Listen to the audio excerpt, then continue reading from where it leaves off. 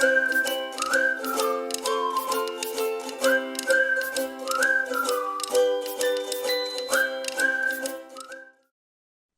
everybody. We're back today with another episode of Howie's Hometown Heroes, where we feature business owners, entrepreneurs, and community members who are doing extraordinary, amazing things right there in their own community. Today, we're like right down the road in Poughkeepsie, New York, with my good friend Darcy McCourt of Rebuilding Together. Now, she's the executive director. Rebuilding Together is a nonprofit organization that rehabs homes for people, low-income people, so that they can stay in their homes.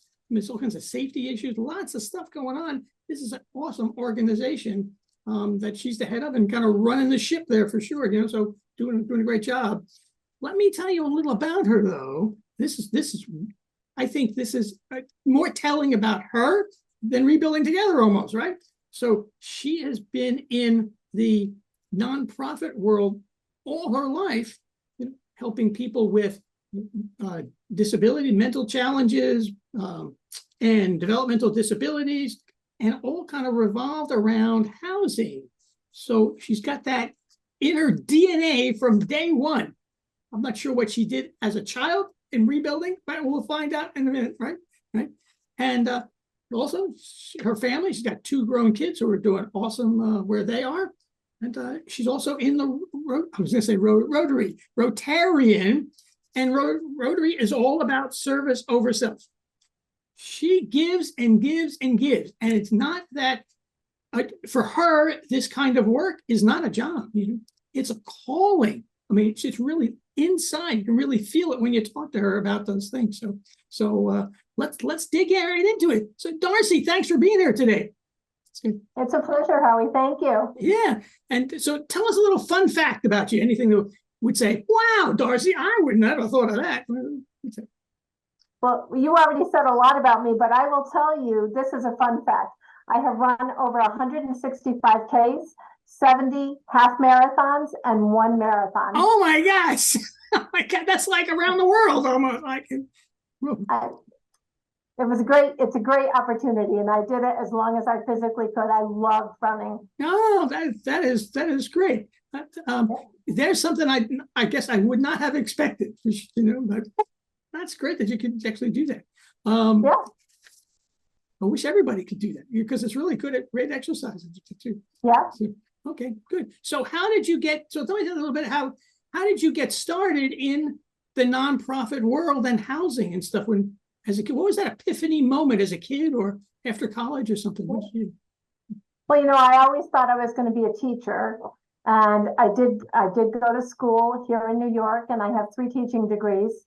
But when I got out of school, there weren't a lot of teacher vacancies. So I was talking to a next door neighbor who said, hey, I work for this organization that has housing for developmentally disabled adults.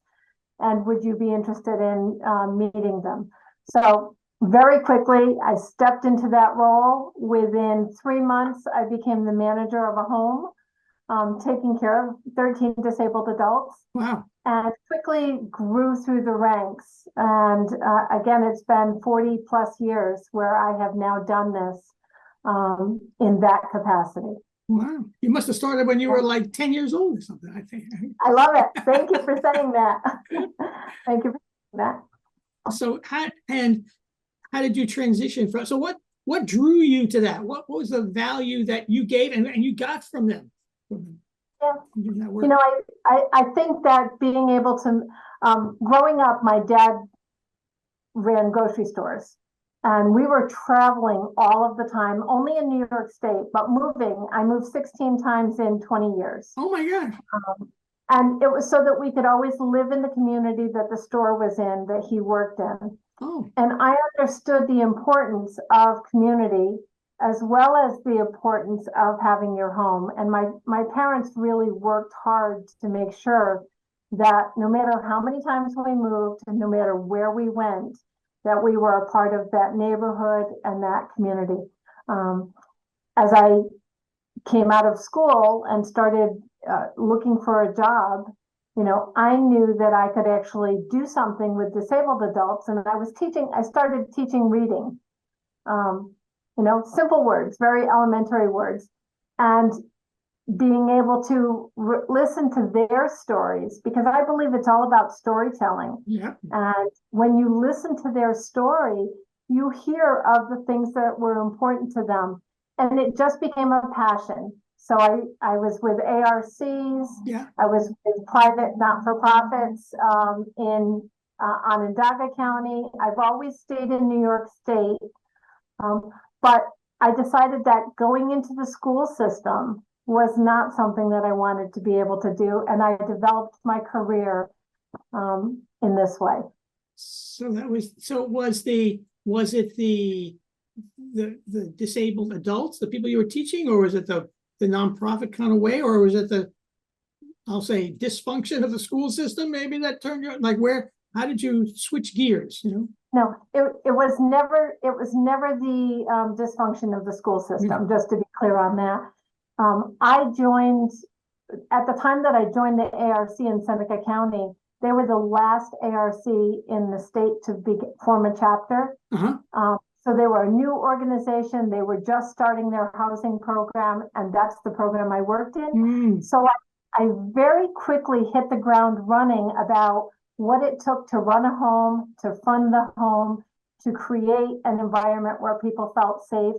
And they were no longer in an institution. They were now in a house in a community. Yeah. And what did they come? I guess what I'm going to lean into leading question is, did they come from an institution into your home, or how did that work? The first group that I met, they all came from a local institution in New York State. And how did they react? I'm just not picturing somebody who's never been in a home to have your home and you there. How'd that feel when you?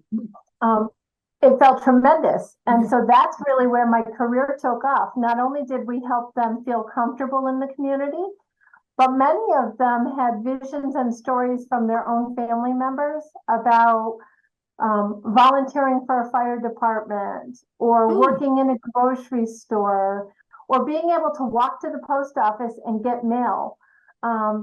And so as they would tell us those stories, those were the values that we knew we had to help them achieve. And we would work individually. It's called person-centered planning. And we would work with each person to help them achieve that goal in their personal life. Wow, very good. And do you have some other success stories or anything that when you worked with some of those people? Oh, well, with some of those individuals, we've had individuals go on and buy their own homes. Oh my gosh, really? Wow. Yep, absolutely. So when you think about that, they talk about having jobs and having paychecks. They've been able to do that. They have been able to get married and have relationships. They see their brothers and sisters have relationships, and that's a goal that they have, because they want to take after their big brother or sister. And so working with developmentally disabled and mentally ill adults, that's a lot of what I did. And then I had that opportunity to step away from actually running the housing into development of programs. So that was my next venture. So was that's I want to say sort of the next step up and make it have a bigger impact on more people? It was definitely a bigger impact. It was here in the Hudson Valley. It was a local not-for-profit, Abilities First, if I can say that. Yeah, they were wonderful, and I was able to help them close a school that they had and rebuild a brand new school. So now I was working with contractors and the funders and the developers, so that the people in the residential program and the children could have a wonderful home. And I went on, or school, I apologize. I went on to build for them 3 different schools, a couple of preschools, a house, and I renovated all of their offices. Oh my gosh. That's like a construction manager you became almost. It was really about being a director of development to grow the organization. I did that until COVID. Oh, okay. All right, very good. So now that became, so working with the individuals to help them, right, be more productive and read and get some value there, to running an organization of, how many people were there? 150? How many people at Abilities First? Yeah. Oh, no, Abilities First has over 1,200 people that they support. They supported, yeah. About 600 staff. Staff, yeah. That's a huge organization. Yeah. What challenges did you? Yeah. What challenges did you have to overcome or learn, or how did that kind of work out? I was really blessed that the executive director and the CFO had a vision of what my role was going to be able to do. And so they would put before me a task and say, go do it. I was also blessed because I had lived here in the Hudson Valley since 1994, and I knew contractors, I knew architects, I knew funders, and I could start to work with people that I felt very comfortable with. I could tell them the story of Abilities First, and I could bring them on board to give back. And that's why we did that and how we did that. Very good, very good. So kind of almost the same question, right? You're helping individuals. That felt great. Now you opened a school that you essentially put together, right? How did that feel? Now you got this gigantic thing with helping hundreds of people every day. Wow. Yeah, it's never a single person job. And I would say I could not have done it without the organizational support, but also the support of the teachers and the directors that ran those programs, because they would tell me what it was they needed to make this a successful school, preschool, or home. And then we would go from there. But it's, and your leadership bringing that to life also. It's not just, right? So thank you. That's a real skill also to do that kind of stuff. Where do you see Rebuilding Together moving forward? Well, so when I left Abilities and I stepped into Rebuilding Together, it was all about continuing that value-based mission. And, here we believe that a safe and healthy home should be for every person. We know that there are seniors and individuals who are low-income homeowners that have safety concerns, that their home may have structural needs or repair needs that they cannot attend to because of their income level. So if we can actually commit to helping those individuals who are at risk of becoming homeless or going to another facility and losing their home, then that's the growth. Joining this organization helped me understand that I could still be a part of the community. I could still work with all of the contractors and funders that I was familiar with. Sure. And yet I might be able to help my next door neighbor who has to make a difficult choice between food and heat and medication or repairing their front steps. Yeah, so that's a huge challenge for a lot of people with limited income, right? Or limited skills and stuff like that. So that's really helping them out. And you've got a whole team of people there too to kind of put that together. Right? We have a small team in the office. I will tell you that we're a small team of 4 staff. I have a great board of 11 individuals who range from financiers and bankers, lawyers. Well, put that one, not a lawyer right now, to contractors. And that board is very supportive, but I couldn't do it without the staff, the board, and then most importantly, the volunteers. Yeah, sure. Yeah, so we've had over 14,000 hours of volunteer effort where people come together and do the work that we do for free for the homeowner. Do they, I guess, well, first of all, how does it start? Does somebody come to you and say, hey, I got a problem with my house, and what happens next? So they may come to us in that way. They may hear of us and come to us. We also are community partners with all of the social service agencies around the community. Oh, right, sure. So the Office of the Aging, the Veterans Association, they may recommend our services. Like in similar programs like Habitat for Humanity, Yeah. they may recommend our services. Okay. Or we may have somebody like the postman who sees that there's an elderly woman who struggles every day to get out of her home. He might come to us and say, can you do this? We have an application process. All homeowners have to complete the application, and we have to review their income and their qualifications. Okay, And we take those applications from June 1st of every year through the 1st of September. We review them, we vet them, we meet the homeowners. We actually go into the home and walk through the entire home. So even if they say they only have a leaky faucet, we're looking at health and safety, we're looking at structural concerns, and we know that giving back and repairing a home not only helps that person, but it helps the community at large to revitalize a neighborhood and keep housing stock strong. Sure. So these are homeowners you mentioned. How about renters? Is there something for them too? We don't do anything for rentals right now. Thank you for asking. That's a good component to remember. I would say that we have 3 different programs. One is our rebuilding program, and that's a larger scale program with volunteer teams. We go in and work on the home. The second is our Community Strong program, where we will help another not-for-profit with something that they have, and we'll have volunteer teams. Okay. And the third is our handyman program, where we actually have an individual who will go into homes and will do smaller repairs for the senior. So they don't need a big rehab, just a couple little things to take the edge off of the comfortability of being in, or safety of the house. No, that's for sure. Very good. That is really awesome. Very good. And